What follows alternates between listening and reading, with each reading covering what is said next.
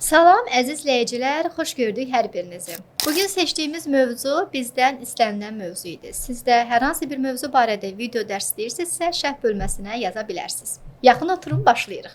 Bizim qəhrəmanlığımız var, bilirsiniz, Aysu adlı gənc qadın sahibkar. Aysu adlı həmin sahibkar kafesini idarə edir, işləri yaxşı gedir və əməkdaşı Rəşadı təlim üçün digər şəhərə göndərir. Təlim müddətində Rəşadın otel, yemək və nəqliyyat xərcləri olacaq. Yenə hekayələşmiş misal üzərində baxacağıq ki, nəzəri forma bizi yormasın və başa düşək. Deməli, bizim əməkdaşımız ezamiyə üçün hər hansı bir rayona gedərsə, hesablanma qaydası necə olacaq? 2025-ci ildə öncədən deyim ki, yenilənmiş ezamiyə xərcləri normalarına görə Bakı şəhəri üçün bir günlük ezamiyə xərci 125 manat, Naxçıvan şəhəri üçün bir günlük ezamiyə xərci 100 manat, Gəncə, Sumqayıt və digər şəhərlər üçün bir günlük norma 95 manatdır.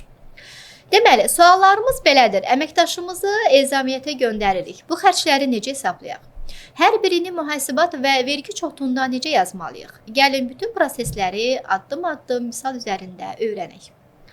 Ezamiyə xərclərinin növləri olur. Yəni, hansı xərcləri biz ezamiyə məbləğinə əlavə edə bilərik, hesablaya bilərik. Əməkdaşımız ezamiyyətdə olanda bütün xərclədiyi məbləğlər də ezamiyə xərclərinə əlavə edilib, hepsi hesablana bilmir.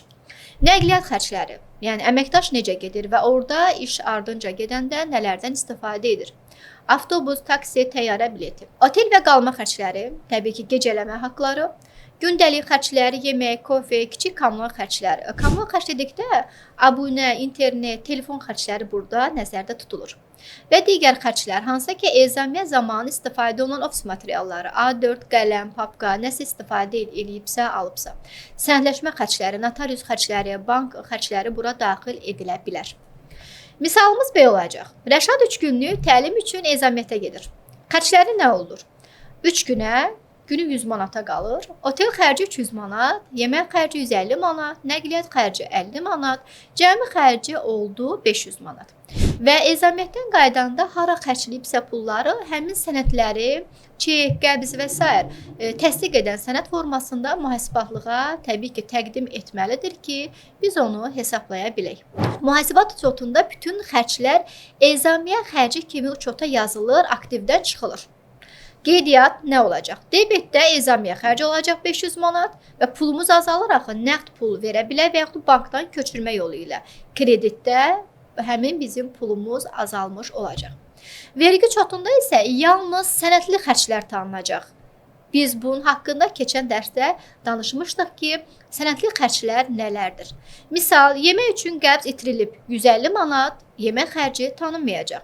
Qəbzi mühasibatlığa təqdim edərsə tanına bilər. Nəticədə vergidə xərclər 350 manat qəbul olunur, yəni digər xərclədiyi məbləğlər. Sənədləşmə qaydaları, qəbz və fakturalar, ezamiyyət əmri, təbii ki, işçi üçün ezamiyyət əmri yazılır, təsdiqlənir. Gündəlik xərclərin siyahısı hər gün ayrıca qeyd olunmalıdır. Hesabat, ezamiyyət bitdikdən sonra xərclərin yekun hesabatı təqdim olunmalıdır.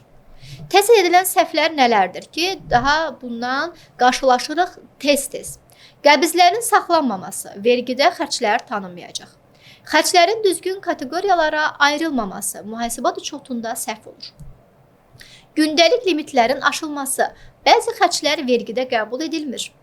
Sənədlərin gec təqdim olunması, maliyyə hesabatında gecikmə yaranır. Nəticə, ezamiyə xərclərini həm mühasibat, həm də vergi uçotu üçün düzgün hesablaşmaq və sənədləşməni təyin etmək vacibdir. Mühasibat çotunda real xərcləri yazırıq.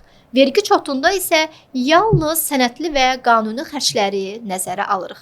Əziz izləyicilərimiz, bugün ezamiyə xərcləri, onların hesablanması və sənədləşmə qaydasından danışdıq. Bugünlük bu qədər. Bizi izləməyi, kanalımıza abunə olmağı və videomuzu bəyənməyi unutmayın. Hələlik!